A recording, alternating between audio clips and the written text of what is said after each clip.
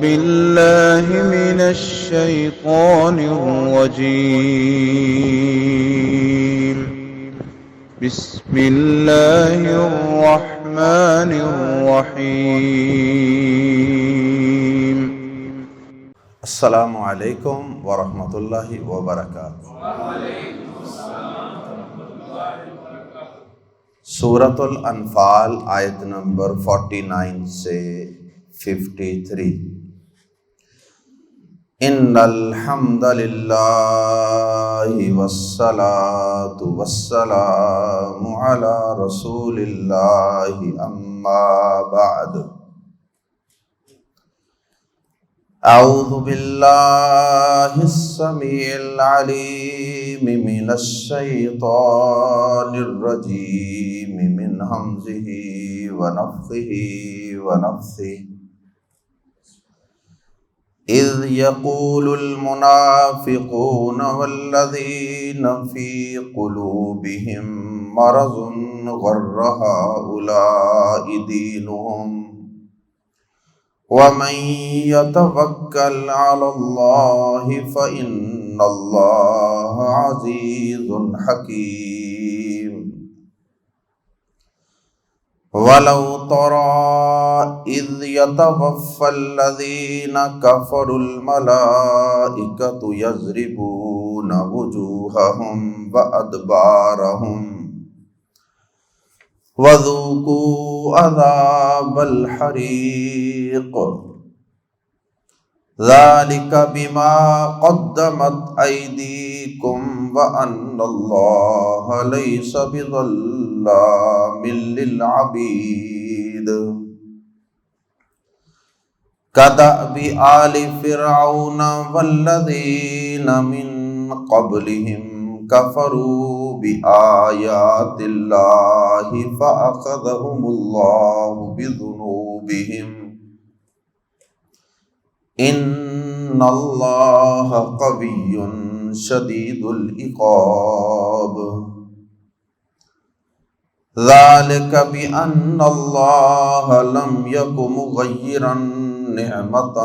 أنعمها على قوم حتى يغيروا ما بأنفسهم وأن الله سميع عليم۔ غزوہ بدر میں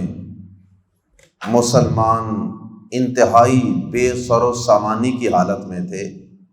اور ان کی تعداد بھی کافروں کے مقابلے میں انتہائی کم تھی، لیکن اس کے باوجود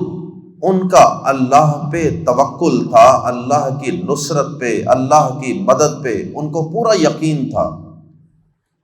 اللہ پہ ان کو پورا بھروسہ تھا۔ لیکن جو منافق تھے یا جو کفار تھے جن کا اللہ کی ذات پہ اور اللہ کے وعدوں پر یقین ہی نہیں تھا، جنہیں پیغمبر کی صداقت پر یقین نہیں تھا، انہوں نے ایمان والوں کے متعلق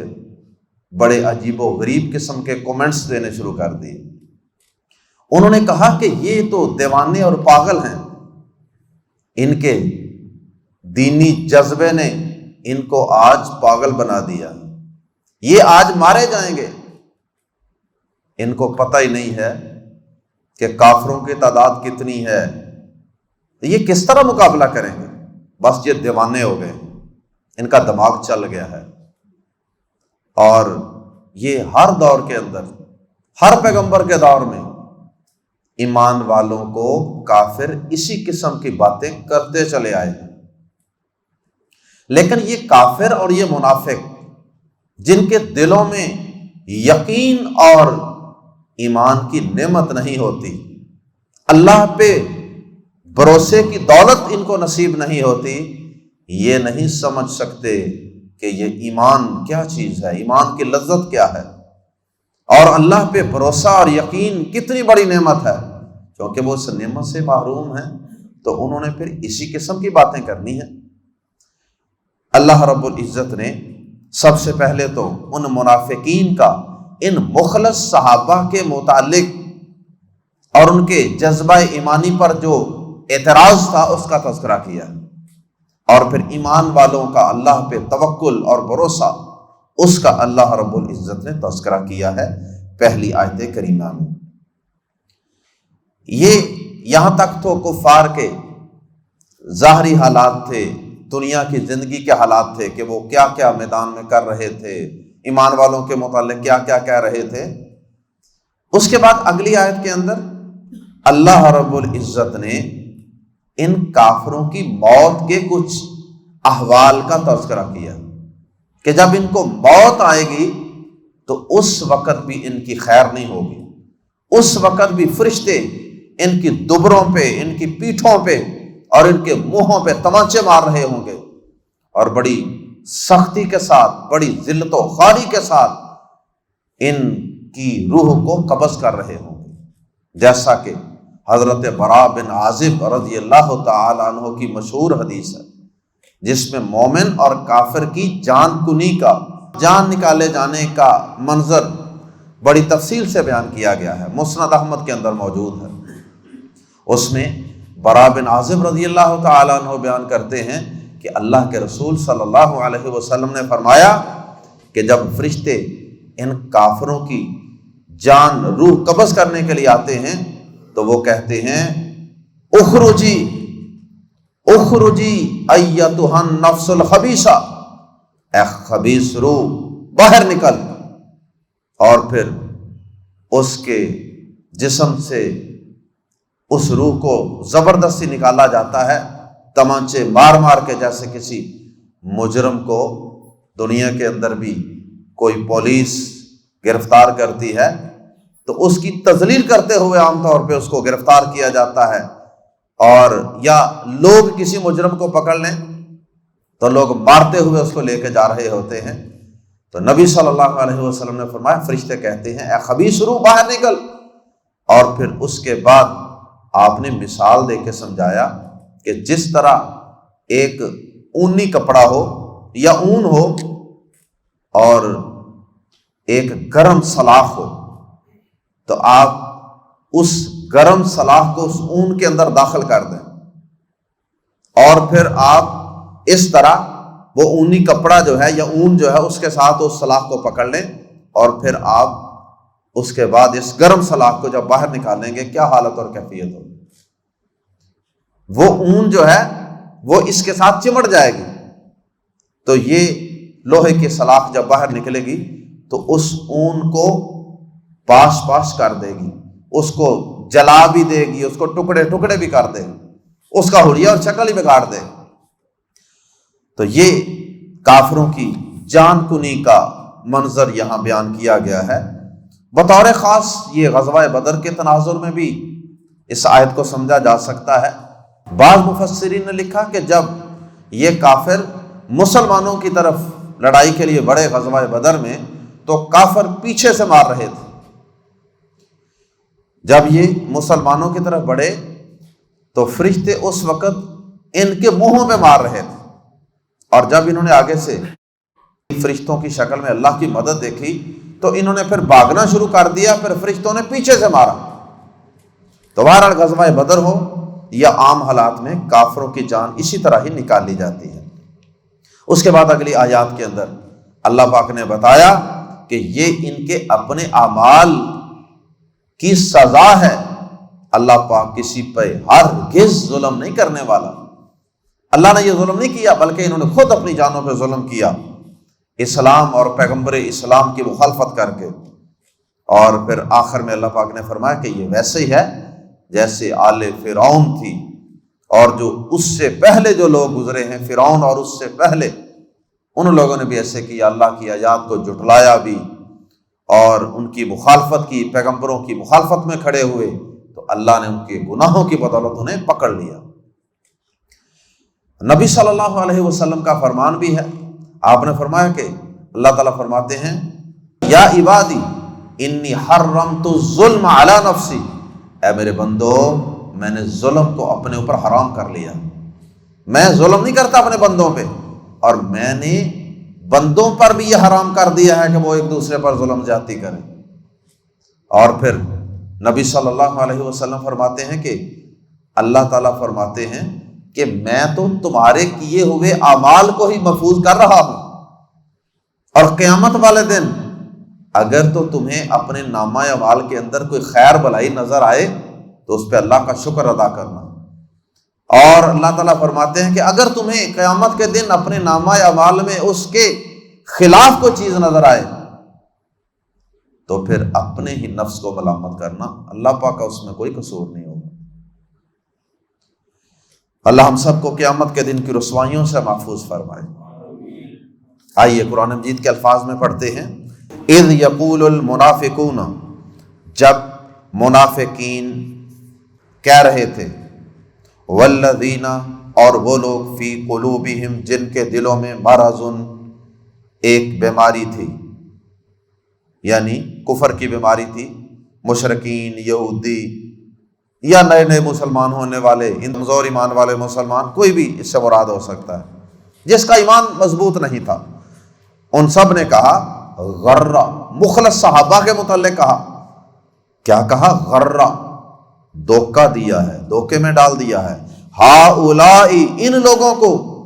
دینہم، ان کے دین نے، ان کے دین نے آج ان کو دھوکے میں ڈال دیا ہے۔ ان کو پتہ ہی نہیں کہ کتنے بڑے لشکر سے ان کا مقابلہ ہونے لگا ہے۔ وَمَن يَتَوَكَّلْ عَلَى اللَّهِ،